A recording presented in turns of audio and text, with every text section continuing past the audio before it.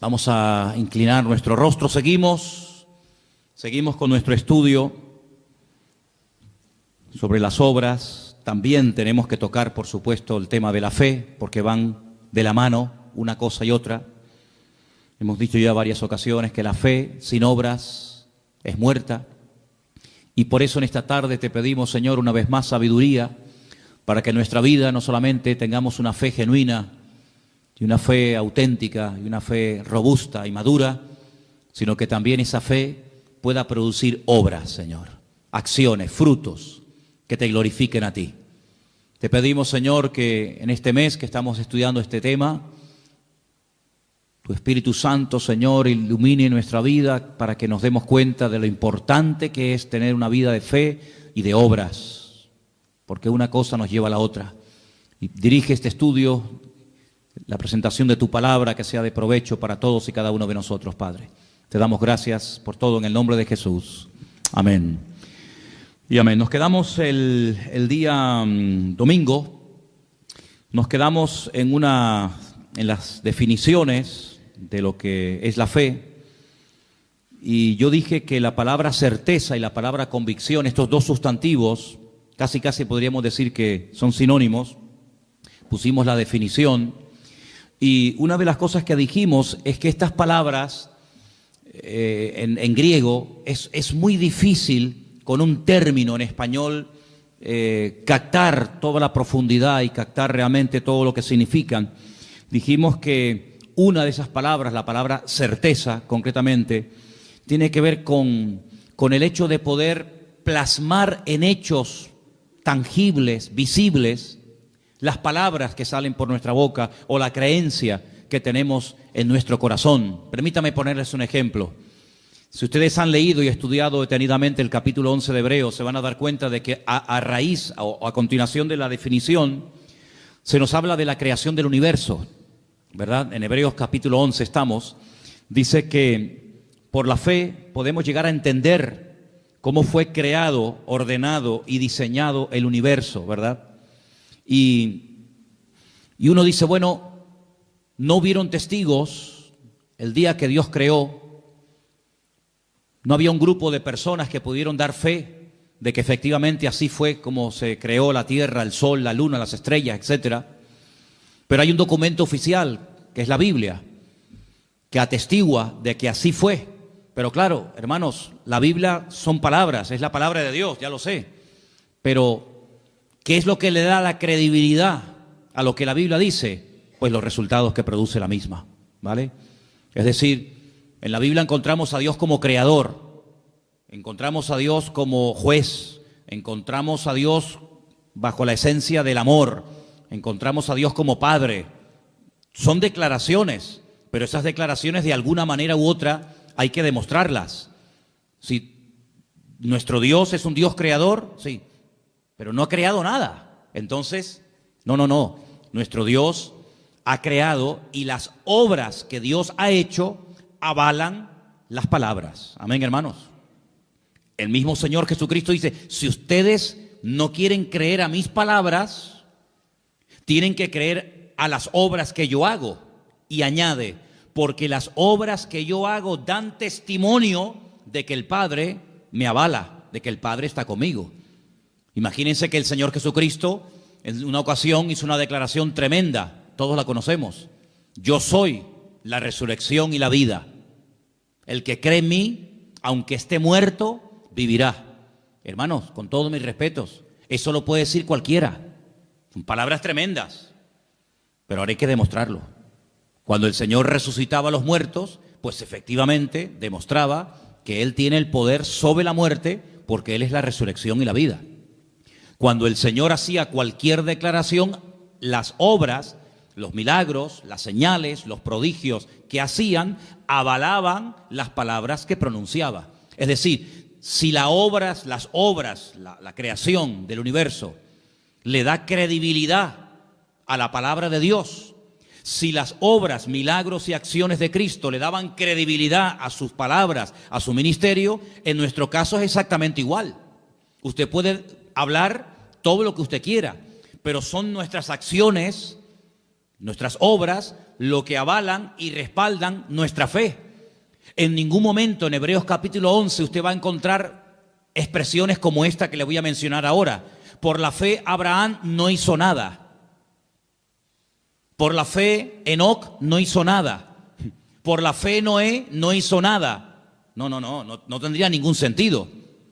Sino que por la fe hicieron cosas, dijeron cosas, etcétera, etcétera. Por lo tanto, las obras es lo que avalan la fe que decimos tener. Si no hay obras, si no hay frutos, si no hay resultado, pues nuestra vida es un montón de buenas intenciones y de buenas palabras, pero que nunca se materializan, nunca se hacen realidad. Por eso Santiago es muy claro en esto y dice claramente que una fe sin obras, pues está muerta, no sirve absolutamente para nada. La otra palabra que vimos, la palabra convicción, tiene que ver también con una amonestación o una reprensión que le hacemos al mundo natural aplicando los principios del mundo espiritual o del reino de Dios. Hay una parte en el Padre Nuestro que dice, venga tu reino a nosotros, ¿verdad? Hágase tu voluntad, así en el cielo como en la tierra. Eso es una petición. No todo el Padre Nuestro es una oración de pedir y pedir. Pero hay peticiones en el Padre Nuestro muy interesantes. Una de ellas la que le acabo de mencionar ahora. Venga tu reino, es decir, que lo que tú quieres que se produzca en el mundo natural a través de nuestra vida, de la fe, de la oración, etcétera, se produzcan cambios. Pusimos el ejemplo de Jesús cuando atraviesa el mar en tempestad. Él sabía, porque él era la palabra viviente, que él no moriría ahogado, sino que él moriría crucificado. Por lo tanto, si él sabía perfectamente que no iba a morir ahogado, como temieron los discípulos morir, él lo que hace es que cambia aquella circunstancia adversa y cambia la tempestad en bonanza. Como diciendo, esto no es lo que tiene que ocurrir. Por lo tanto, si esto no es lo que tiene que ocurrir, cambiémoslo entonces, ¿verdad? Porque el Señor nos ha dado la capacidad y el poder, a través de la fe, del nombre de Cristo, de su palabra, etcétera, etcétera, de cambiar ciertas y determinadas situaciones que Él, si estuviera en nuestro caso, también las cambiaría. ¿Me explico? Vamos a leer un versículo muy interesante para que nos demos cuenta una vez más, como traté de compartir el domingo, que tenemos que tener una percepción, una lectura, llámelo discernimiento espiritual más amplio de lo que aparentemente parece que está pasando. El versículo está en Juan, capítulo 4, versículo 35. Juan, capítulo 4, versículo 35. Presta atención a estas palabras porque tiene que ver con la visita de Jesús a Samaria. Y dice lo siguiente, Juan 4, versículo 35. ¿No decís vosotros, aún faltan 4 meses para que llegue la siega? Alzad vuestros ojos y mirad los campos, porque ya están blancos para la siega. Si ustedes dicen faltan 4 meses para que llegue el tiempo de la siega, y yo les digo que el tiempo de la siega ya ha llegado. Por lo tanto, hay una diferencia entre vuestra opinión y la mía. Hombre, sabemos que no está hablando de una cosecha de trigo, de maíz. Sabemos que está hablando con términos espirituales, en términos naturales, pero de temas espirituales, ¿verdad? Por lo tanto, la lectura que a veces hacemos de una situación puede ser muy diferente a la lectura que espiritualmente tenemos que darle a una determinada situación. Por ejemplo, hay un momento en el ministerio del Señor Jesucristo que Él anuncia clarísimamente que cuando vayan a Jerusalén, Él va a caer en manos de los judíos y lo van a prender y lo van a maltratar y va a morir y va a ser crucificado. Y claro, uno de sus discípulos, en ese deseo de que no le pase nada a su maestro, le dice, no, Señor, no, que de ninguna manera te acontezca esto. Claro, si hubiéramos estado allí nosotros, hubiéramos dicho, oye, ¿cómo se preocupa Pedro por el Señor, verdad? El Señor está diciendo que lo van a matar y Pedro dice, no, si te van a matar en Jerusalén, vayamos a Capernaum, ¿para qué vamos a Jerusalén? Sin embargo, el Señor no lo felicita. El Señor lo reprende. El Señor le dice, apártate de mí, Satanás. Pues, Señor, sí, es que en este momento está hablando el diablo a través de tu boca. Claro, nadie se dio cuenta de aquello, pero el Señor se dio cuenta de que aquellas palabras bonitas, aquellas palabras aparentemente de amor y de compasión por el Señor, porque lo iban a matar y iban a perderlo, pues no eran palabras basadas en el amor, no venían de parte del corazón del Padre, sino que venían del mismísimo infierno. Era el diablo el que no quería que el Señor Jesucristo fuera a Jerusalén a morir, porque Satanás, que conoce muy bien la Escritura, sabía perfectamente que si el Señor moría en la cruz, se le acababa su autoridad. Por lo tanto, el Señor dice, apártate de mí, Satanás. Luego, cuando el apóstol Pedro, o anteriormente, cuando Pedro dice, tú para mí eres el Hijo del Dios viviente, el Señor lo alaba. El Señor le dice, bienaventurado Pedro, muy bien, estupendo. Ahora sí que has hablado bien, ¿ves? Ahora sí que has acertado. Porque esto que has dicho no te lo enseñó tu padre y tu madre, sino te lo reveló mi Padre que está en los cielos. ¿Cómo sabía el Señor, verdad? Cuando hablaba a una persona, ¿cómo sabía discernir la fuente, el origen de esas palabras? Por un lado dice, muy bien, Pedro, bienaventurado eres porque esto no te lo reveló sangre ni carne, sino mi Padre que está en los cielos. Y al mismo Pedro, minutos más tarde, le dice, apártate de mí, Satanás. Es que el discernimiento del Señor era perfecto, era increíble. Entonces puede ser que a veces una persona se esté dejando utilizar por el Señor para hablar a tu vida. Bueno, de hecho, los que compartimos la palabra siempre le pedimos al Señor, de alguna manera u otra, que cuando compartimos la palabra el Señor te hable a través de nosotros. Esa es mi petición. Y yo me alegro mucho cuando termina un culto y te dice la gente, oye, pues hoy el Señor me habló a mí, pero es que resulta que tú no lo sabes, pero a mí me han dicho eso 5 o 6 personas que no tienen nada que ver con tu situación, pero la palabra es tan rica y tan amplia, pues que le habla a todo el mundo, a cada uno en sus circunstancias. Pero no nos engañemos, también puede ser que en un momento determinado lo que hablemos no sea totalmente de parte del Señor. Fíjate tú que el mismo apóstol Pedro tuvo que ser reprendido, ¿no? Por lo tanto, la fe nos sacude, nos amonesta para que nos demos cuenta de que a través de la fe podemos cambiar, debemos cambiar circunstancias y situaciones. Solamente quiero recordarle los 2 ejemplos de los 2 grandes hombres de Dios que hablé de ellos el domingo, David y Elías. Eran 2 personas que se dieron cuenta de que detrás de ese hombre tan grande, tan arrogante, estaba el diablo. Detrás de Goliat no solamente era un ejército de los filisteos, sino que había algo más. Eso es un poder espiritual que está hablando a través de este hombre.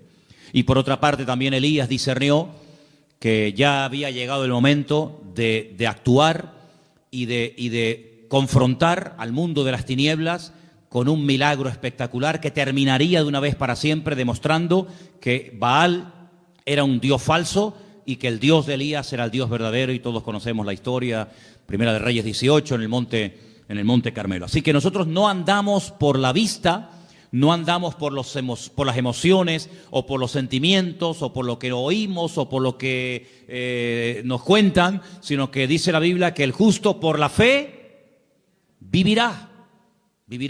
El texto original, que es un texto del Antiguo Testamento, está en Habacuc, dice que el justo por la fe existirá, logrará existir. La existencia misma depende de la fe, del conocimiento que tengamos de parte del Señor. Yo dije también el domingo, y quiero repetirlo, que la fe del creyente no es una fe loca, no es una fe ciega, no es una fe disparatada, basada en nada. No. La fe del creyente, la fe genuina, la fe del Señor, en nosotros está basada en el conocimiento y en la experiencia.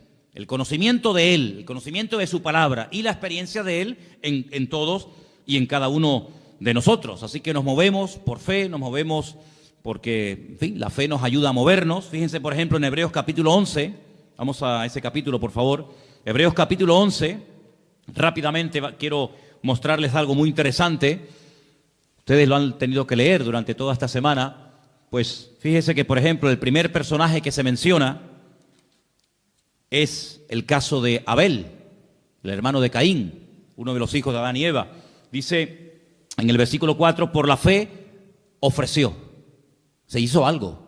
¿Cómo sabemos que Abel tenía fe, porque ofreció al Señor más excelente sacrificio que su hermano Caín. Luego la fe nos permite ofrecerle, darle al Señor lo que sabemos que tenemos que dar. Cuando no tenemos una fe madura, decimos, hoy, este mes no puedo darle al Señor lo que le corresponde, porque si no, no llego.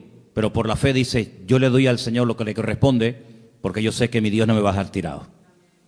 Pero fíjate el versículo anterior.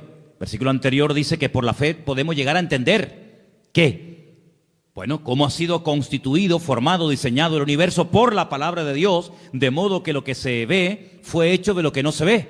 Es decir, la fe nos permite entender, la ciencia nos permite conocer.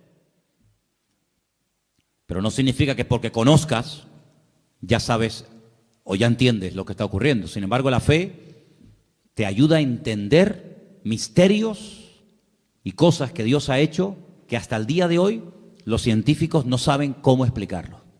Se vuelven locos, que si esta teoría, que si fue así, que si fue asado, que si millones de años por aquí, millones de años por allá. Sin embargo, leyendo el documento oficial que da fe de lo que Dios hizo, podemos no solamente conocer, sino podemos entender, ¿verdad?, las cosas. Hay un versículo tremendo que yo lo quería leer el domingo, se me pasó, y quiero leerlo ahora. Está en Deuteronomio 29:29. Si ustedes pueden aprenderse este versículo de memoria, sería extraordinario, porque es una promesa preciosa que el Señor nos da. Deuteronomio 29:29 dice así: las cosas secretas, ¿a quién le pertenecen? Al Señor nuestro Dios. Los secretos, los misterios que Él no quiso revelar, ahí quedan, en la mente, en la presencia del Señor. Mas las reveladas, ¿para quién son? Para nosotros y para nuestros hijos, para siempre, para que cumplamos todas las palabras de esta ley. Sí, hay cosas que han quedado en secreto, pues ya está, pues si están en el secreto de Dios, ahí se quedan. Pero hay otras muchas cosas que Dios sí ha querido revelar. Hay otras muchas cosas que Dios quiere que tú y yo sepamos, pues esas son las cosas que tenemos que estudiar en la palabra. Lamentablemente a veces hay gente que está más preocupada por conocer lo que no ha revelado el Señor que por conocer lo que sí ha revelado el Señor. ¿Te das cuenta? Entonces esa promesa tenla siempre presente en tu vida. Si hay palabras de la Biblia que no entiendes, tú puedes pedirle al Señor en oración, sabiduría, revelación, porque dice que lo escrito, lo revelado, y aquí está todo lo revelado, si no nos hubiera escrito, dice la Biblia que todo lo revelado es para nosotros y para nuestra descendencia. Por lo tanto, agárrense a esa promesa. Ahora, hay personajes en el capítulo 11 del libro de la carta a los Hebreos, que la verdad es que podríamos estar hablando años sobre ellos. Pero los tres primeros personajes yo los llamo los tres solitarios. Y esos tres solitarios son Abel, el segundo es Enoc, versículo 5, y el tercero, en el versículo 7, es Noé. Abel, Enoc y Noé. Tres personajes que son tres solitarios. Y una de las cosas que a mí me gustaría en estas clases o estudios o mensajes que estamos dando durante este mes de enero es que con la ayuda del Señor podamos llegar a tener claro en nuestra mente cuáles son las características o la estructura espiritual de una prueba. Es decir, si yo le pregunto a alguna hermana aquí presente, ¿me podría dar usted los ingredientes de un buen potaje de lentejas? Pues me diría, mira, las lentejas, primero lógicamente llevan lentejas, ¿no? Y esto, y se le puede poner esto, y se le puede poner aquello. ¿Y me podría dar usted la receta de cómo se hace una buena paella? Y te dirían, pues mira, una paella pues lleva esto, lleva aquello. Muy bien. Luego tú ya sabes, para hacer algo, lo que te hace falta. Si no tienes todos esos ingredientes, difícilmente te saldrá la comida como tenía que salir. En el sentido espiritual, yo les pongo como tarea, no solamente a los jóvenes, sino a toda la iglesia, lo siguiente. Tomen, por ejemplo, en una libreta y comiencen a apuntar, basándose en vidas, en personajes de la Biblia que fueron tremendamente probados. Les sugiero a Abraham, les propongo la vida de José, les propongo la vida de David y otros muchos que ustedes conocen. Lean sus biografías, lean las pruebas por las que tuvieron que pasar y vayan apuntando características de una prueba. Una característica podría ser, por ejemplo, el sentirse solo. Generalmente el que está siendo probado, una sensación que suele experimentar es la soledad, ¿verdad? Elías se sintió solo, David se sintió solo, José se sintió solo y otros personajes. ¿Cuál es la estructura bíblica? ¿Cuáles son las características básicas y elementales de una prueba? Y te vas a dar cuenta de que en todas y en cada una de las pruebas, el elemento, el ingrediente de la fe es indispensable para saber cómo encajar esa prueba, cómo reaccionar ante esa prueba, cuánto tiempo suelen durar las pruebas en la vida de las personas de la Biblia, porque las pruebas son temporales, no son permanentes. Uno está siendo probado desde el 1 de enero hasta el 31 de diciembre. En este año vamos a ser probados, pero no todos los días. Habrá momentos como de descanso, ¿no? Pero fíjense estos tres personajes. Miremos al primero, Abel. En aquel momento, aparentemente, según la Biblia, aunque hay indicios de que a lo mejor nació en el momento del parto de Abel y de Caín alguna hermana, pero leyendo la Biblia, digamos en español, vemos que estaba Adán, su madre Eva, su hermano Caín y él. Bien. Sus padres se habían rebelado contra el mismo Dios por desobediencia, por haberle hecho más caso a la voz del diablo que a la voz del Creador. Son expulsados del lugar más maravilloso y fantástico que jamás el Señor haya creado en este planeta Tierra, llamado el Gan Edén, el jardín del Edén. Son expulsados. Nunca vemos en la Biblia a Adán y a Eva presentando sacrificios, ofrendas, como había enseñado el Señor. Nunca los vemos. Nunca vemos a Adán y a Eva tratando de volver a recuperar aquella comunión que llegaron a tener con el Señor en un principio. De los cuatro mencionados, Adán, Eva, Caín y Abel, al único que vemos verdaderamente íntegro y justo, como dice la Biblia, tratando de hacer las cosas decentemente y con orden, como Dios manda, de los cuatro, uno solo, Abel. Ni siquiera tenía el apoyo de su hermano, porque su hermano sabemos que al final terminó levantándose contra él y asesinándolo, quitándole la vida. Era un solitario. No vemos que tenía el apoyo de sus padres, no vemos que tenía el apoyo de sus hermanos. Criado en un ambiente donde recientemente habían sido expulsados sus padres del jardín del Edén, pero a pesar de tenerlo aparentemente todo en contra, él sabe que hay una forma bíblica, una forma enseñada por el mismísimo Creador de acercarse a él. Y él lo que hace es lo que Dios dice. Le trae al Señor una ofrenda que dice que aunque lo terminó matando su hermano, la sangre y la ofrenda de Abel hablaba a su favor. Era como un testigo, no mudo, pero como un testigo delante de la presencia del Señor, hasta el punto que cuando le pregunta el Señor a su hermano Caín, ¿dónde está tu hermano Abel? Y él le responde de una forma irónica o arrogante, ¿soy yo acaso guarda de mi hermano? ¿Yo qué sé? El Señor le dice, la voz de la sangre de tu hermano Abel llega a mi presencia. Es decir, que hay algo que atestiguaba de que esa persona era inocente. Dice la Biblia que era justo, pero sin embargo, a pesar de que era una buena persona, en ningún momento vemos que Dios le habla. Yo no veo a Dios hablándole a Abel. Veo a Dios hablándole a Adán y a Eva, pero a Abel nunca.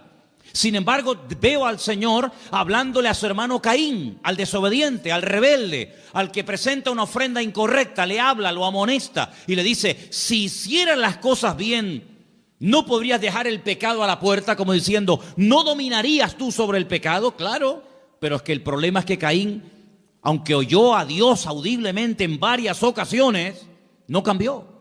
Porque una de las cosas que dijimos el domingo, que no hay ninguna garantía de que yo conozca la verdad y actúe en obediencia a esa verdad. Es más, hay gente que sabe que algo le puede estar haciendo daño o lo está matando y aún así siguen haciéndolo.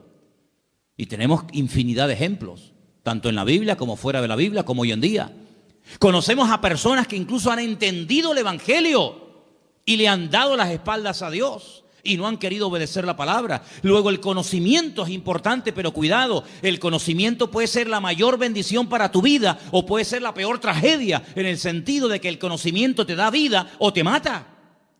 Porque ahora sabes y ahora no hay excusa. Como dice Pablo a los romanos, hablándole a los judíos en la carta a los romanos, dice, no tienes excusa. No tienes excusa porque tú sabes, tú conoces desde niño la palabra del Señor, pero no la pones en práctica en tu vida. ¿Te das cuenta? Por lo tanto, Abel es mencionado porque es una persona que la fe que tuvo le ayudó a obedecer, le ayudó a desprenderse de algo que a lo mejor humanamente hablando le hacía falta, pero que como él sabe qué es lo que Dios espera de él, él lo hace. Luego la fe nos permite entender los misterios de Dios, la creación de Dios, la obra de Dios. La fe nos permite ofrecerle a Dios, darle al Señor lo que le corresponde. Pero fijaros que, por ejemplo, en el caso de Enoc, que ya es la séptima generación, ¿vale? Enoc vivió en la séptima generación después de Adán y Eva. Era un hombre, si ustedes leen su vida, lo poquito que nos dice la Biblia de Enoc, dice que era un hombre que tuvo hijos e hijas. Un hombre que llevaba aparentemente una vida normal, un hombre casado, repito, con hijos y con hijas. Pero lo importante que destaca la Biblia de Enoc no es que estaba casado y que era padre, sino dice aquí en el versículo 5, por la fe Enoc fue traspuesto para no ver muerte y no fue hallado porque lo traspuso Dios y antes de que fuese traspuesto tuvo testimonio de haber agradado a Dios. Eso es lo que destaca la Biblia de la vida de Enoc.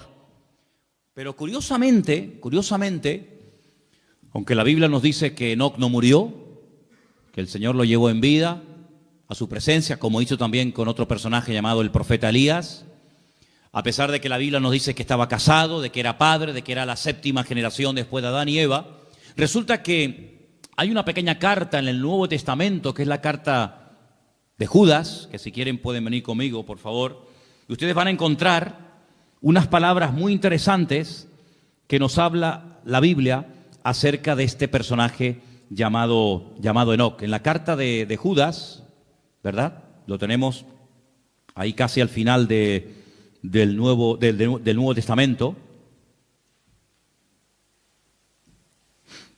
¿Lo tienen, hermanos? Ok. Tenemos en el versículo 14. De estos también profetizó Enoc. Luego era un profeta. Pero el Génesis no dice que era un profeta. Génesis no dice que profetizara. Pero sin embargo, en el Nuevo Testamento dice que Enoc profetizó. ¿Y qué fue lo que dijo? Pues dijo esto que está aquí.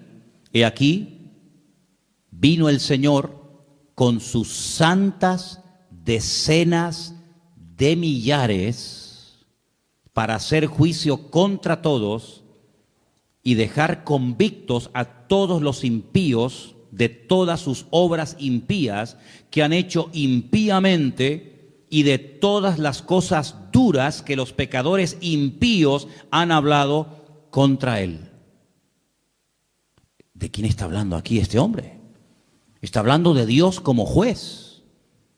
En la primera venida el Señor Jesucristo no vino como juez. Pero en la segunda venida la Biblia profetiza de que Cristo el Señor vendrá como juez a juzgar a cada uno según sus obras, ¿sí o no? Luego Enoc profetizó de la segunda venida del Señor. Claro. Entonces por eso los judíos dijeron, no pongamos este libro en el canon del Antiguo Testamento, quitémoslo, porque es un libro demasiado mesiánico, porque el judío dice que el Mesías vendrá una vez. Perdón, los judíos dicen que vendrá una vez, Nosotros creemos que vendrá 2 veces, ya una que vino como rey, como siervo, y la segunda como rey, como juez. Y si ahora este hombre Enoc dice que debe venir al Señor como juez a juzgar a todos, pues esto como es. Entonces por eso quitaron el libro de Enoc, pero que se puede leer, es un libro interesantísimo, por cierto. Y habla muchísimo acerca de aquellos pecados que había antes del tiempo del diluvio y todo aquello, ¿verdad? Entonces fijaros cómo este hombre vivió tan cerca de Dios, pero por lo visto era el único que destacaba en aquella generación. No había millones, no había miles de personas, pero él, a pesar de que era un padre que tenía que trabajar y atender a su familia, a su esposa, a sus hijos, dice que caminó con Dios y caminó tan cerca de Dios que el Señor dijo, vente conmigo. Y el Señor se lo llevó a su presencia, lo arrebató. Es el primer ejemplo en la Biblia de una persona que puede llegar a ser arrebatada directamente a la presencia del Señor. Y de ese hombre habla el libro de Hebreos en el capítulo 11. Otro solitario. Abel era un solitario, Enoc fue otro solitario, un hombre seguramente incomprendido, un hombre al cual no le hicieron mucho caso, pero un hombre que está ahí en la Biblia. Y luego también nos habla de un tercer personaje llamado Noé, un hombre que vivió en una generación incrédula, desobediente, agresiva, violenta. El mundo le dio las espaldas. Noé no podía contar con nadie, con nadie. A veces hay gente que no son creyentes, pero puedes contar con ellos para que te echen una mano en algo o lo que sea. Pero Noé, con los únicos con los que pudo contar fue con sus hijos. Gloria a Dios. Y estuvo 120 años, hermanos, 120 años construyendo aquella nave, aquel arca enorme. Y predicando, porque dice la Biblia que era pregonero de justicia, si no solamente estaba todo el día cortando madera y poniendo cada tablón en su sitio, sino que era un hombre que predicaba y decía, no, estoy haciendo esto por esto, por esto, por esto y por esto, porque dice que con temor preparó el arca. Y vemos un ejemplo de una fe constante, porque la Biblia nos ordena y nos manda a los creyentes a ser personas constantes en la fe. ¿Cuántos dicen amén? Es uno de los grandes problemas de mucha gente, la falta de constancia. Son constantes un tiempo, pero después, no sé, se enfriaron, se desanimaron, si te he visto no me acuerdo, y eso no sirve para nada, porque la Biblia dice, estad firmes y constantes, creciendo en la obra del Señor siempre, ¿verdad? Es un día y otro, y Noé estuvo 120 años. Hombre, la Biblia no dice que se rieran de él, pero yo creo que algunos se reirían de él. La Biblia no dice que se metían con él, pero yo, en mi opinión particular y mi opinión personal, yo creo que más de un vecino diría, pero tú estás loco. Llover, ¿qué es eso de llover? Explícame. Bueno, hasta ese momento no había llovido. La Biblia dice que subía un vapor de la tierra y que era lo que regaba los campos. Así que nunca habían visto caer agua del cielo a la tierra, pero sin embargo Noé le creyó a Dios. Y estuvo trabajando y trabajando y trabajando y toda su vida giraba en torno a la obra de Dios. Involucró a su familia, que esto es muy bonito, hermanos. Los que somos padres, y ahora el mes que viene hablaremos de esto, es muy importante que oremos por nuestros hijos para que no solamente se conviertan, sino que logremos que las familias están involucradas todos los miembros de la familia en la obra del Señor. ¿Habrá mayor privilegio para un padre que ver a sus hijos involucrados en la obra del Señor? Puede ser que uno esté en la música, otro esté en la danza, otro esté en la escuela dominical, otro esté sirviendo al Señor a tiempo completo, pero me da igual. Pero lo hermoso y lo que debemos de orar es para que todas las familias, los miembros de la familia, estén todos involucrados en la obra del Señor, como Sem, Can y Jafet, hijos de Noé, aprendieron a apoyar a su padre y sobre todo en la obra que su padre hacía, que era la obra del Señor. Amén, hermanos. Cuidado, y las esposas de estos también, porque estaban casados los tres. Entonces ellos eran cabezas de hogar, eran hombres que supieron dirigir a sus mujeres a la obra de Dios, al servicio del Señor. Y hermanos, todos los que estamos aquí esta noche y todos los habitantes del planeta Tierra le debemos la vida a Noé, porque ese hombre se mantuvo y durante 120 años estuvo trabajando para el Señor. No conoció a Dios como creador, como el caso de Adán y Eva. Conoció otro aspecto de la naturaleza, de la esencia del Señor, muy interesante y poco predicado, como es la justicia. Porque Dios es severo, Dios es justo, Dios es un juez justo. Y Dios dijo, basta, se cansó. Y curiosamente, fíjate tú por dónde, El mismísimo Señor Jesucristo en Mateo capítulo 24 lo menciona, ¿verdad? ¿Os acordáis? Dice que antes de la venida, antes del fin del tiempo, dice, será como los tiempos de Noé. Como los tiempos de Noé. ¿Cómo eran los tiempos de Noé? Léalo, estúdielo, y así serán nuestros tiempos, porque dice la Biblia que como que se vuelve a repetir otra vez la historia. Así que estos tres personajes yo los llamo los tres solitarios. Abel, sin apoyo de la familia ni de su hermano. Enoc, solito, caminando con Dios, no se menciona a nadie más en ese tiempo. Y después también Noé, una persona que fue fiel al Señor hasta las últimas consecuencias. Ahora vamos a leer algunos versículos en esta noche. El versículo que vamos a leer ahora de Romanos 10, 16, ya se leyó el domingo. A mí me gustaría que algún hermano entre nosotros, que yo le había pedido a Priscila que me leyera estos versículos, pero... perdón, yo es que te estaba buscando, pero como no te veía... Ok, perdón. Romanos 10, 17, pero vamos a leerlo como dice la Biblia y no como lo mencionan muchos. ¿Se acuerdan lo que dije el domingo? ¿Qué dice la gente por ahí? Hermano, la fe viene por oír y por oír la palabra de Dios. Pues no, señor, eso no dice la Biblia. La Biblia dice, Romanos 10, 17. Así que la fe es por el oír y el oír por la palabra de Dios. La fe es, no dice que viene, la fe es, ¿verdad? Es decir, el elemento indispensable para que nuestra fe se mantenga firme, ¿cuál es? La palabra. Por eso dice el apóstol Pablo que la palabra, que es el medio por el que viene la fe, abunde en abundancia en vosotros. Y yo creo que no digo ningún disparate cuando diga esto. Cuanto más palabra, cuanto más conocimiento del Señor usted tenga a través de su palabra, más robusta será su fe. ¿Cuántos dicen amén? Cuanto más ignorante sea usted de la palabra de Dios, más débil será su fe. ¿Por qué hay momentos en los que uno dice, yo no tengo ningún temor? ¿De dónde le viene a usted esa fortaleza? De las promesas de la palabra de Dios. El Señor es mi pastor y nada me faltará. Pero si usted no supiera la palabra, ¿a qué se agarra?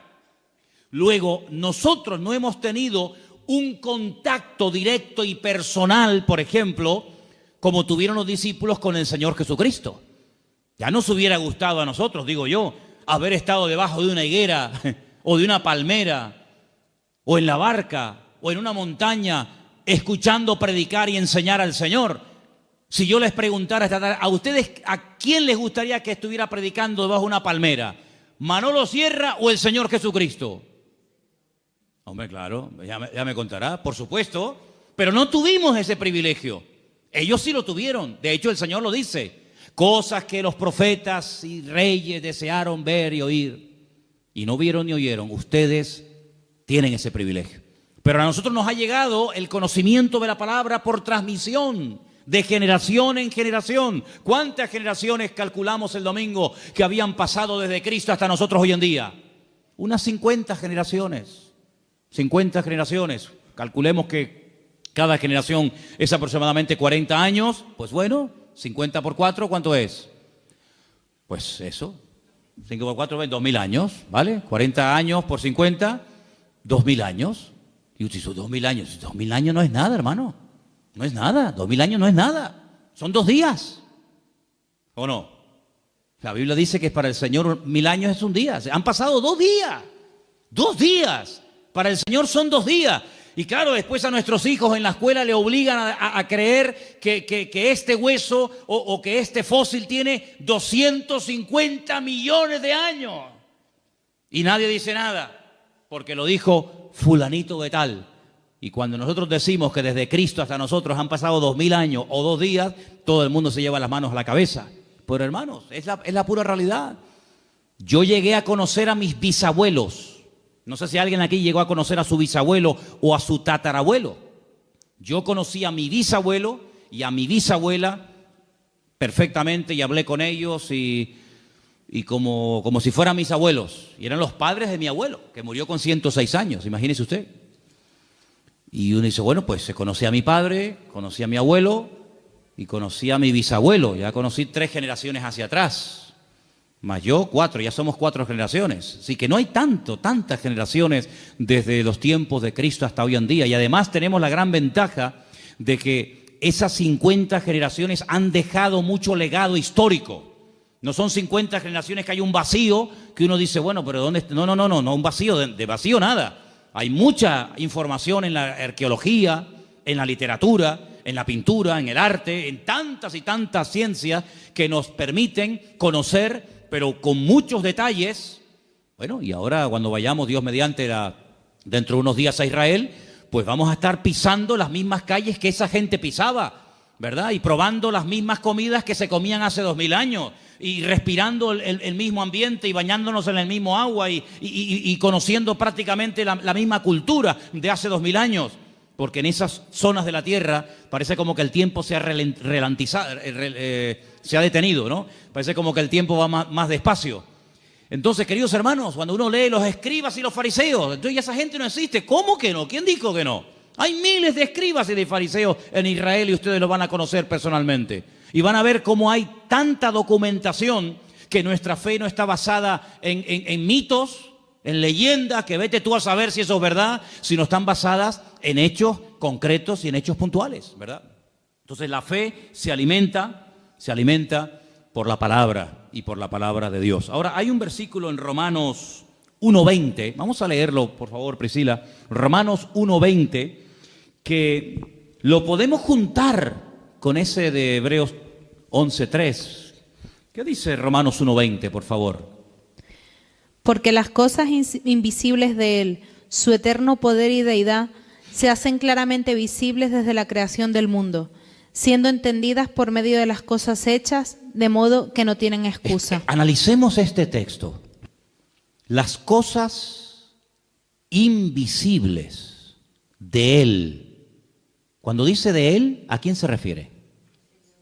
A Dios. Porque las cosas invisibles de Dios, y ahora pone ejemplos, su eterno poder y su deidad. ¿Qué es deidad? El hecho de que Él es Dios, la esencia de Dios. Ok. Entonces su eterno poder y su esencia divina, dice, se hacen claramente visibles. ¿Cómo? Pues dice, desde la creación del mundo, siendo entendidas por medio de las cosas hechas, de modo que no tienen excusa. Es decir, yo puedo llegar a conocer a Dios, su poder, su deidad, su esencia, su gloria, su autoridad, etcétera, etcétera, etcétera, a través de lo que pueden ver mis ojos. Es decir, cuando usted se para delante del mar, y aquí vivimos en una isla, rodeados de agua por todas partes, cuando uno ve hacia el horizonte la inmensidad del mar, uno se pregunta, bueno, ¿y quién creó esto? ¿Quién pudo crear esto? Con una perfección increíble, hermanos, porque si el mar tuviera menos proporción de sal de la que tienen, pues no habría vida. Y si tuviera mucho más sal que la que tiene, tampoco habría vida. ¿Y quién es el que regula las mareas, el nivel de la sal? ¿Cómo es capaz una nube de hacer una especie de función de aspiradora, ¿no? Aspirando por la evaporación y ese agua salada, toneladas, millones de toneladas, suben a las nubes. Se produce un proceso impresionante y cuando el Señor quiere que ese agua que ha subido caiga allí, pues manda el viento justamente en esa dirección y lo detiene encima de esa ciudad o encima de ese país o encima de ese continente y hace que ese agua salada se haya convertido así en agua dulce. Y cae sobre la tierra y riega los campos. Y tenemos sandías y melones y tenemos agua dulce. Y cuando ese agua ya ha dado a la tierra lo que tenía que darle, pues el sobrante va por los cauces y por los ríos y vuelve otra vez a entrar en el mar y se convierte otra vez en agua salada y vuelve otra vez un proceso, hermanos, no eterno, porque la creación no es eterna, como decían los griegos, sobre todo Aristóteles, que la creación y la materia es eterna. No, señor, la materia tuvo un principio y ese principio, ¿cuándo fue? Cuando Dios lo estableció. Y nadie puede explicar muchas cosas, pero la Biblia sí explica muchas cosas que los científicos hasta el día de hoy son incapaces de entender. Porque, como dije antes, la fe nos permite entender, no solamente conocer, sino entender. Y tú ves a una vaca manchada de blanco y negro, ¿no? Esas vacas tienen una raza, ¿cómo se llama? La vaca, estas vacas lecheras. Frisonas, las vacas frisonas. Y tú las ves en esos prados allí en Galicia, o las ves en esos prados en Asturias, o por cualquier otra parte del mundo, y está comiendo hierba verde. Y tú dices, pero una hierba verde, una vaca negra, y da leche blanca. Es algo impresionante. Y así tantas y tantas cosas que tú dices, Dios mío, pero hay una armonía, hay una perfección, hay un colorido, hay un diseño, algo increíble. Y hasta Dios ha dotado de una capacidad, de una inteligencia a los animales tremenda. Fíjense, por ejemplo, las langostas, no las langostas estas de mar, sino las langostas estas, los insectos. Incluso creo que las de mar también tienen el mismo proceso 3 o 4 veces durante toda su vida. Crecen más de lo que puede contener el caparazón. El caparazón les termina doliendo y haciendo un daño terrible, porque la langosta quiere crecer y come y engorda, pero el cascarón como que la presiona y sufre unos dolores que se tiene que meter entre rocas y empieza a frotarse entre las rocas hasta que se arranca el caparazón de cuajo. Y sale y crece hasta que le sale otro caparazón y vuelve otra vez a sentirse incómoda dentro de ese caparazón que le impide crecer. Y entonces vuelve otra vez a esconderse y se frota y se golpea contra las rocas y se arranca el caparazón y vuelve otra vez, y así durante toda su vida. Es decir, que si a esa langosta la llevaran al médico porque tiene dolores y le ponen una pastilla o una inyección, le impedirían crecer, le quitan el dolor, pero frenarían su crecimiento. Luego el dolor es lo que hace que se desprenda de lo que le oprime para que pueda seguir creciendo. Es decir, el Señor en nuestra vida a veces nos presiona y nos prueba para que entremos en su presencia y Él nos quite lo que nos oprime el crecimiento, para que podamos seguir creciendo y avanzando para la gloria del Señor. ¿No es sabio el Señor? ¿No es sabio el Señor? Y hay gente que cuando ve una abeja parece que han visto un dinosaurio y salen corriendo. Pues la vida en el planeta Tierra sin las abejas sería totalmente imposible. No habría vida sin abejas. ¿Qué te parece, amigo? Son cosas que uno dice, Dios mío, hay una perfección. Y es que la creación es un reflejo del poder de Dios, de la deidad de Dios. ¿Quién es el que hace que el sol siempre salga por el mismo sitio y se vuelva a ocultar por el mismo sitio, año tras año, siglo tras siglo, milenio tras milenio? Es algo increíble, ¿verdad?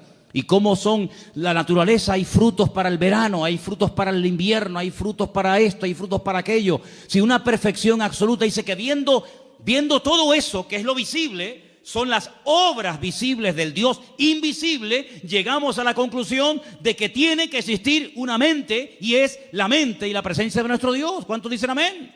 Pero el hombre es tan bruto, tan cerrado de mollera, que no quiere aceptar que hay un creador.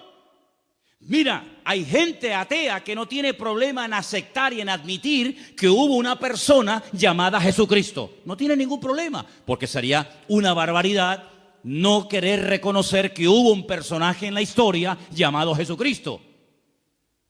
Pero ese mismo ateo, cuando le hablas de que ese Jesucristo, antes de humanarse, antes de encarnarse, era Dios en la eternidad, ahí no quieren llegar. ¿Por qué? Porque aceptar que hay un creador significa que hay un dueño. Y aceptar que hay un creador y un dueño significa de que yo soy producto de su creación y tengo que someterme al creador y al dueño de la creación. Y ahí no llegan, amigos.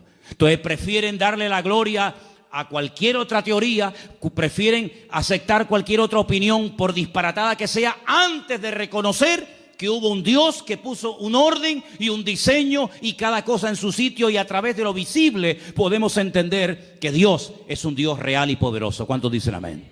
Entonces, sin fe es imposible agradar a Dios, porque dice que el que se acerca a Él o el que quiere comenzar a entender las cosas, lo primero que tiene que entender y aceptar es que hay un Dios creador.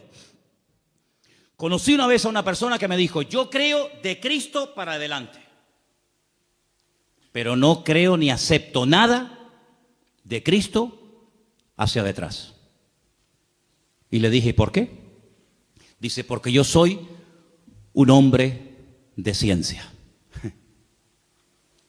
Y yo le dije: usted no es un hombre de ciencia, usted lo que es un necio, según la Biblia.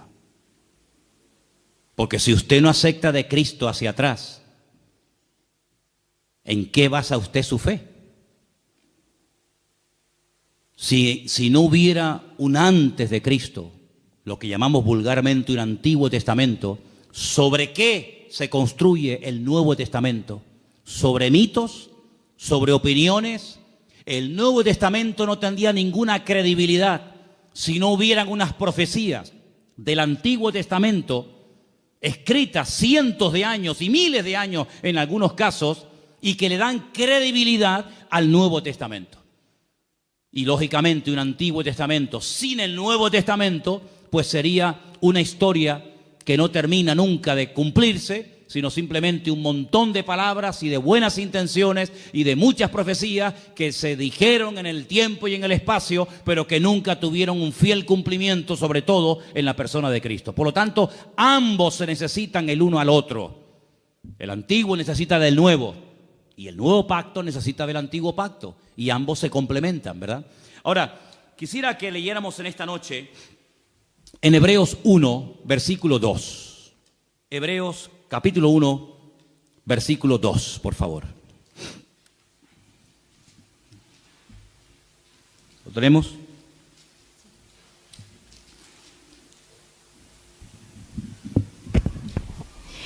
En estos postreros días nos ha hablado por el Hijo, a quien constituyó heredero de todo, y por quien asimismo hizo el universo.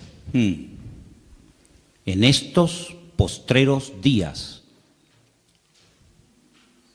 ¿En qué postreros días? ¿En los que se escribió Hebreos o en estos? Porque hoy en día estamos más en los postreros días que hace 2000 años cuando se escribió la carta a los hebreos, ¿sí o no? Si en aquellos tiempos ya se estaba hablando de los postreros días, imagínense nosotros hoy en día.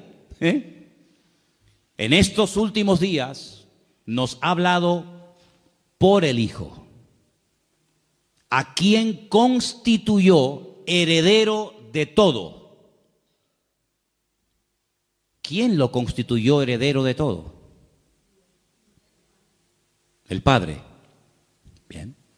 Y por quien asimismo hizo el universo. ¿Quién hizo el universo? ¿Dios o Jesucristo?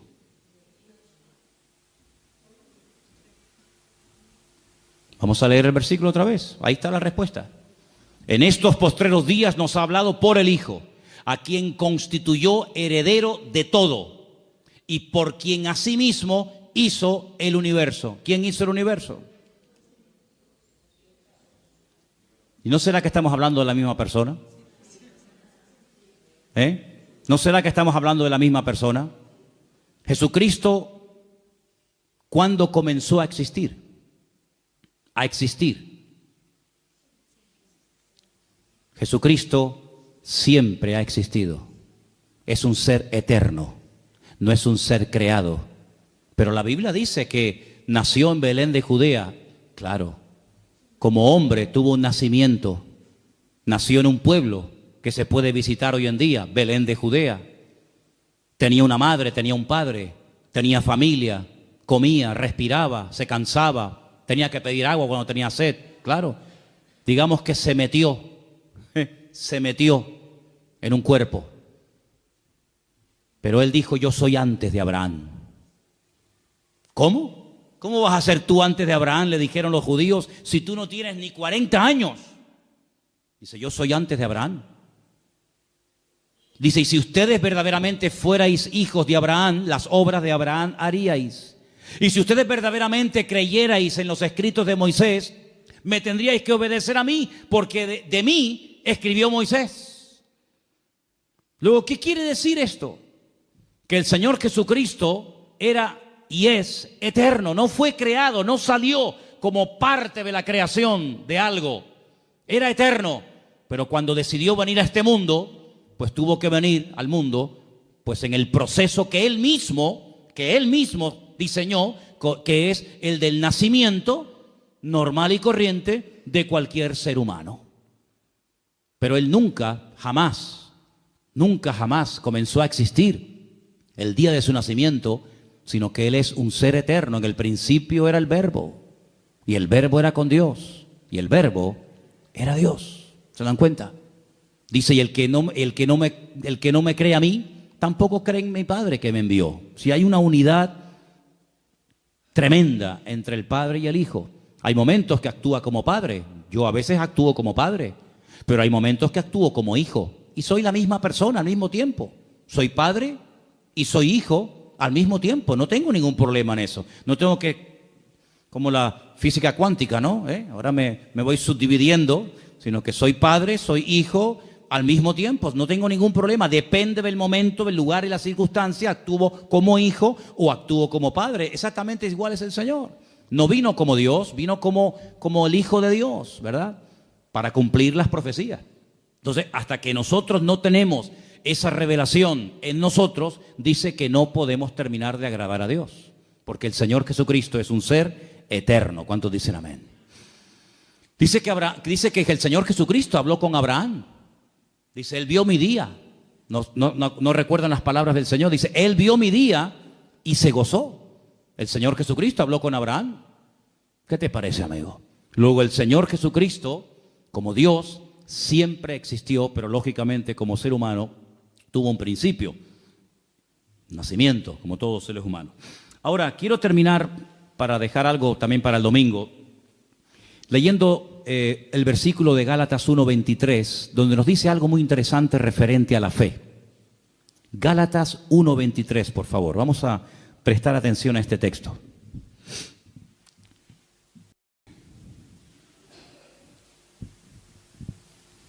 Y dice: solamente oían decir, aquel que en otro tiempo nos perseguía, ahora predica la fe que en otro tiempo asolaba. Dice que Pablo predicaba la fe que antaño perseguía. Luego, la fe aquí es un conjunto de creencias, es un mensaje que hay que predicar. Fijaros que cuando hablamos de la fe en la Biblia, la menciona como parte del fruto del Espíritu Santo. Dice Gálatas 5, 22, 23, mas el fruto del Espíritu es amor, gozo, paz, paciencia, benignidad, fe. Luego es un fruto. Un fruto es algo que va madurando con el paso del tiempo. Y menciona la fe como una de las características, como parte del fruto que produce el Espíritu de Dios en nosotros. Luego, en nuestra vida, aunque sea como fruto, la fe se tiene que notar. Pero fíjate que después, por ejemplo, cuando llegamos a la lista de 1 de Corintios capítulo 12, donde se mencionan 9 dones, uno de los dones que se mencionan ahí es el don de la fe. Luego, ¿qué es? ¿Un fruto o es un don? Bueno, a veces es un fruto y otras veces es un don. Pero fíjate que Efesios 2, 8 y 9 dice, por gracia sois salvos por medio de la fe. Y esto no de vosotros, pues es don de Dios. Hay 3 cosas diferentes en cuanto a la fe: fruto, don y como medio para obtener la salvación por la gracia. Pero ahora hemos leído un cuarto ejemplo, una cuarta característica o connotación de la fe. Dice que Pablo predicaba la fe. No estaba predicando de un don, no estaba hablando de la fe como un fruto, sino predicaba la fe. Luego, la fe es un conjunto de creencias. Son las dogmas, los principios elementales en los cuales nosotros creemos. Son los dogmas de nuestra fe. Uno de los dogmas de fe nuestro dice que nosotros creemos en la inspiración de las Sagradas Escrituras como palabra de Dios. Uno de los dogmas de fe es que creemos en la obra expiatoria de Cristo en la cruz del Calvario. Es decir, hay unos dogmas de fe y Pablo dice que les predicaba de la fe. Es decir, les predicaba de lo que uno cree. ¿Por qué hay creyentes que se preocupan más en predicar y en compartir con la gente, llamamos inconversa, de lo que no creen que de lo que verdaderamente creen? Hay creyentes que a veces se pegan horas hablando con inconversos y no paran de hablarle de lo que no creen. Mira, nosotros no creemos en esto, no creemos en no sé qué, nosotros no, no, en eso no creemos, no, eso no lo creemos. Termina la conversación, la persona con la que has estado hablando y tomando café toda la santa tarde ya sabe en lo que no creen. Hasta mañana, adiós. Y la señora dice, ¿y en qué cree? Porque si no cree en el Papa, no cree en no sé qué, no cree en no fue canto, no cree en no tal, no cree en cuál, no cree. Pero no me he enterado en lo que creen. Entonces hay que aprender a predicar de la fe. Porque sabe una cosa, generalmente la gente allá afuera tiene más claro lo que tú no crees, pero no tienen claro lo que tú crees. La gente allá afuera sabe que nosotros en nuestras iglesias no tenemos imágenes, porque ellos saben que nosotros no creemos ni adoramos imágenes. Ellos lo saben. Ellos lo que no tienen muy claro, ¿qué es lo que tú y yo creemos? Y es ahí donde entra este versículo muy interesante que dice que Pablo les predicaba de la fe, y eso es de lo que tenemos que predicar. Nosotros creemos que Jesucristo murió por nosotros en la cruz, que sin la muerte de Cristo no hay salvación. Nosotros creemos en el cielo, creemos en el infierno, nosotros creemos en la resurrección de Cristo. Así, vamos a predicar más de lo que creemos, porque el diablo a veces es muy astuto y nos pone a gente en el camino que lo que quieren es hacernos perder el tiempo, confesando lo que no creemos. Pero ¿saben dónde está la fuerza, la autoridad y la victoria que revienta el mundo espiritual? En predicar lo que creemos, porque el diablo no quiere que prediquemos en lo que creemos. El diablo no tiene ningún problema en decir, yo no creo en las imágenes y por eso no las adoro. Eso al diablo no le hace daño. ¿Saben lo que le hace daño? Cuando yo digo, yo creo en el poder de la sangre de Jesucristo, yo creo en el poder del nombre de Jesucristo que venció al diablo y lo derrotó y no tiene ninguna autoridad. Yo creo que mi Señor es el Rey de Reyes y Señor de los Señores. Hermano, el diablo ante eso sale corriendo. No soporta oír a una iglesia y a un creyente que hable de lo que cree y no tanto de lo que no cree. Por eso la fe tiene que ser predicada y compartida. Pablo le decía no solamente eran los Gálatas, ¿no?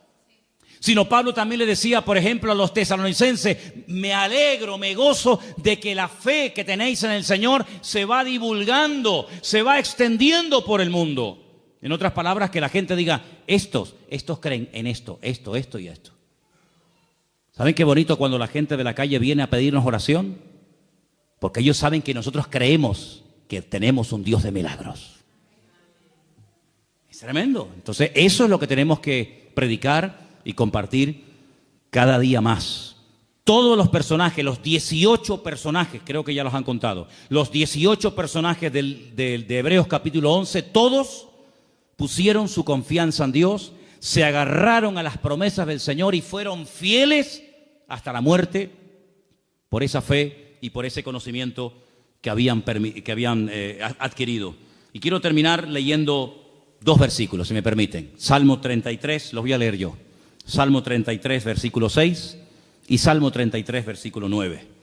Repito, Salmo 33, versículo 6, y dice así: por la palabra de Dios fueron hechos los cielos, y todo el ejército de ellos por el aliento de su boca. ¿Dios tiene ejércitos? Una vez en un campamento de jóvenes en la península, en un tiempo de preguntas, el pastor me dijo, oye, ¿por qué no dejas a la gente que te haga preguntas? Y digo, vale. Y un chico se levantó y me dice, es que yo no termino de entender por qué a Dios se le llama el Dios de los ejércitos. Y yo le dije, es que Dios no es un pacifista. A Dios le encanta la guerra. Y se quedó así como asustado, ¿no? Pero cuidado, espérate. Cuando el Señor habla de sus ejércitos, hay dos aplicaciones de esa expresión. Los ejércitos de Dios habla de su creación, de las estrellas, los astros, todo el firmamento, pero también habla de sus ángeles. En el mundo espiritual hay guerra, ahora mismo hay guerra. Los ángeles, cada vez que la iglesia se pone a orar o a ayunar, cada vez que un cristiano dobla sus rodillas ante la presencia del Señor, los ángeles, hermanos, se revolucionan en el mundo espiritual que ni te imaginas. Hay guerra en el mundo espiritual. No hemos sido creados y diseñados salvo alguna excepción para ver eso, pero yo te puedo asegurar que todo lo que ocurre aquí en la tierra es simplemente una sombra, un reflejo, ¿verdad?, de lo que está ocurriendo en el mundo espiritual. El Señor nos ha diseñado de esa manera que todo lo natural puede proyectar sombra, ¿verdad? Nuestra sombra se proyecta, la sombra no es real, el real soy yo, pero lo real puede reflejar sombra. En el cielo, las batallas que se producen en el cielo, ¿verdad?, entre ángeles y demonios, se reflejan como sombra en la tierra. Entonces vemos guerras por aquí, guerras por allá. Todo eso es simplemente la punta, es como el iceberg. Tú ves a un iceberg y ves una montaña de hielo, pero hay más por abajo que por arriba. Bueno, pues el mundo espiritual es al revés, ¿verdad? Lo grande, lo poderoso se lleva arriba y en pequeña escala se lleva abajo. Está como al revés, el orden está invertido. En la Biblia el futuro está en pasado y el pasado está en futuro. Entonces las mayores guerras que se están librando ahora mismo en el mundo no son aquí en la tierra, son en el mundo espiritual. Pablo dice que nuestra lucha, ¿a quién le habla? A los cristianos. Nuestra lucha no es contra sangre y carne, pero dice que nuestra lucha. Luego hay lucha, hay batalla. Habla de yelmo, de espada, de coraza, ¿verdad? Nuestra lucha es contra principados y contra potestades, contra gobernadores de las tinieblas en las regiones celestes, contra huestes espirituales de maldad. Luego hay una batalla. Pablo dice, yo he peleado la buena batalla, pero ¿cuándo te vimos a ti cogiendo una espada y matando a nadie? No, es que él habla de una batalla espiritual.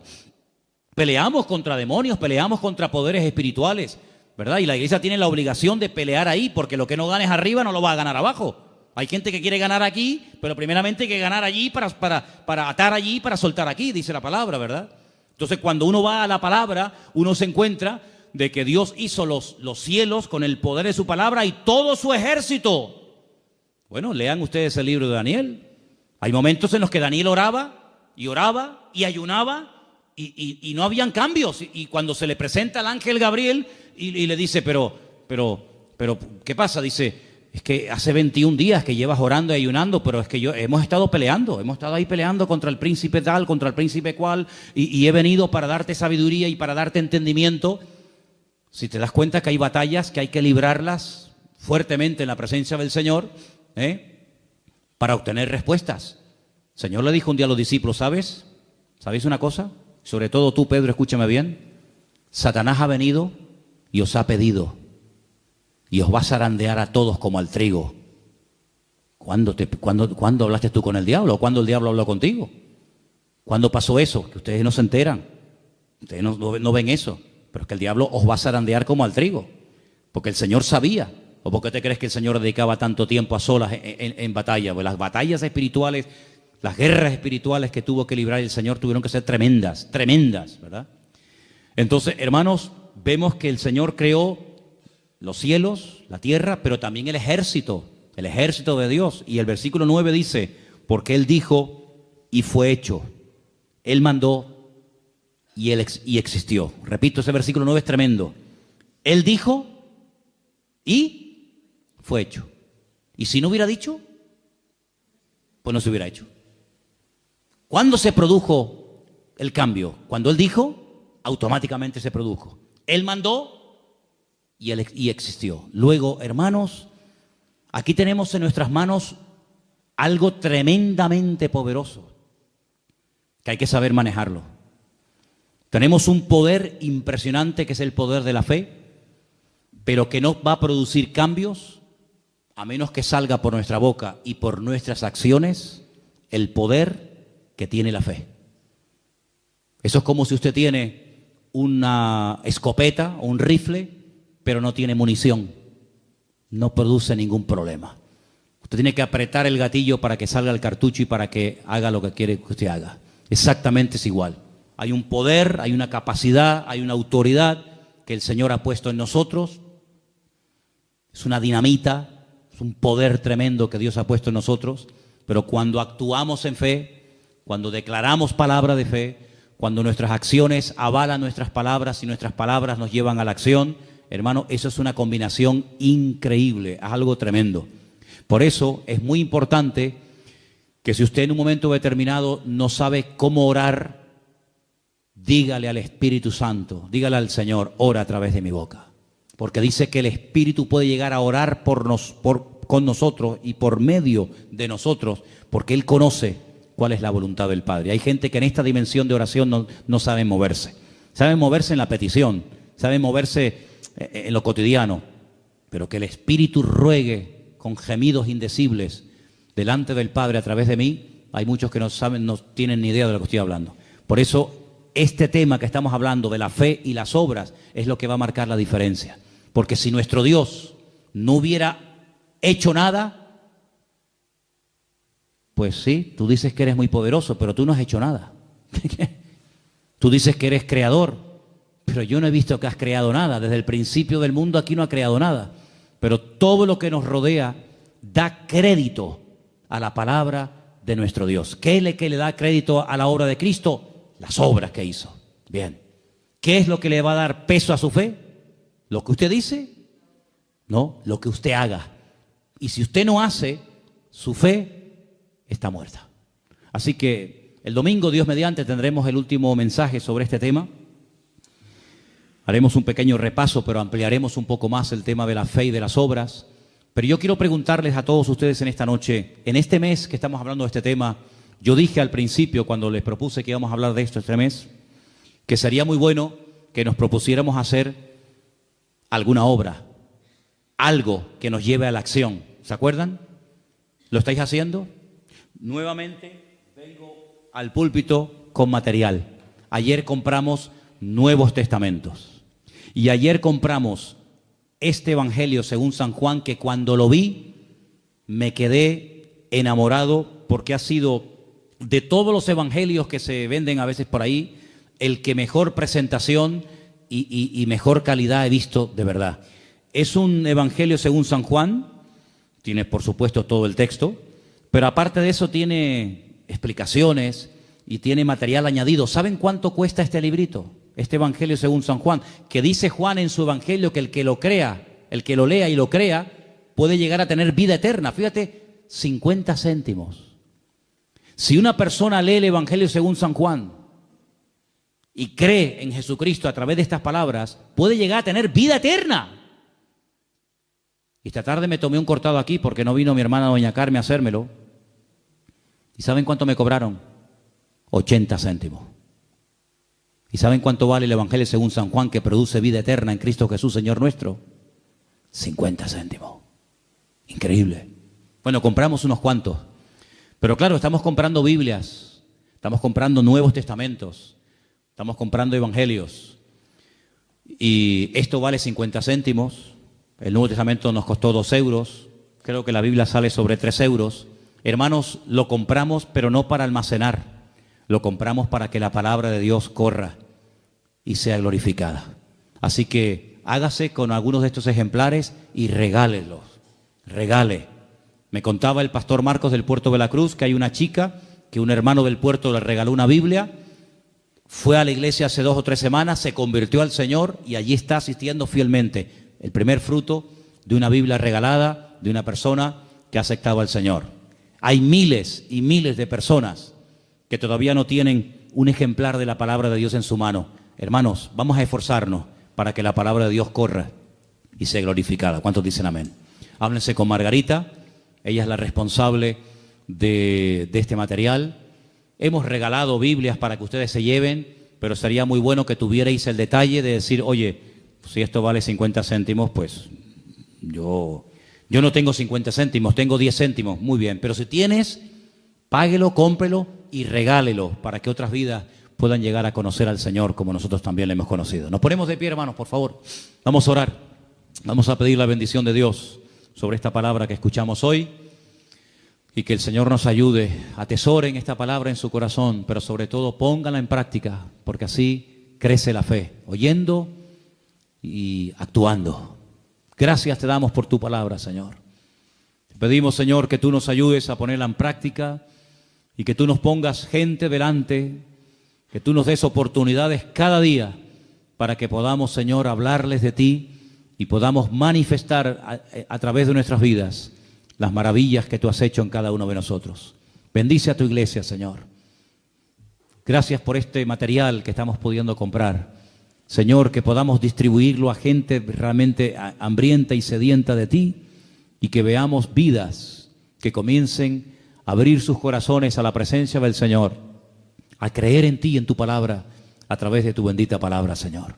Gracias te damos, Dios mío, por este tiempo que hemos podido escudriñar tu palabra. Sigue con nosotros el resto de este día y el culto en el nombre bendito de Jesús. Amén.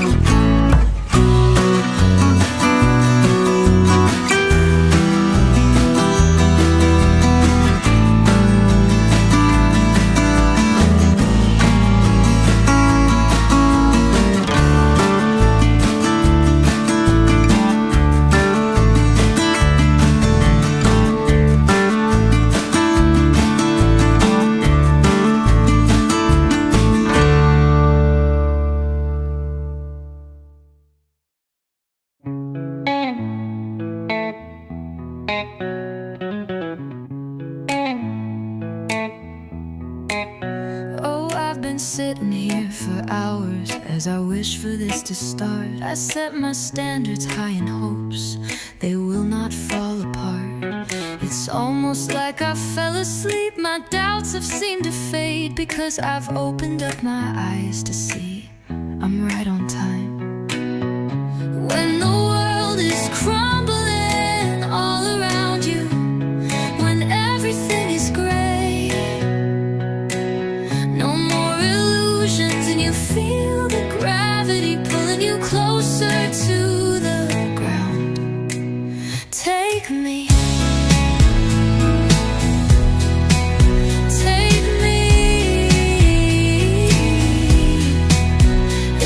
Predictable.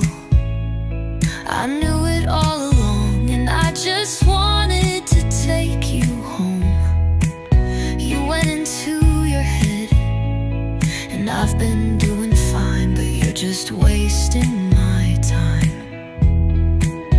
I'm in the deeper end, and I'm not gonna wait. You can't pretend that you were alright when you're breathing.